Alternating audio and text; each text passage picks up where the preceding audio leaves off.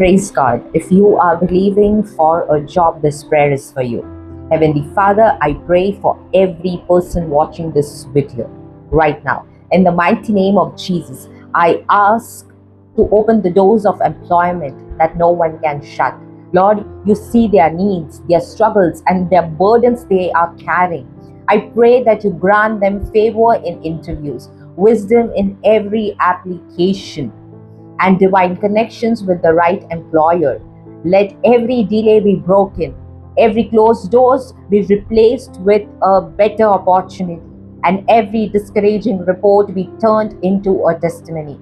Father, you provide for their family, strengthen their faith, and remind them that you have not forgotten them.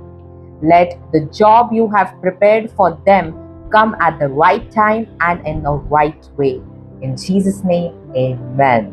God bless you all.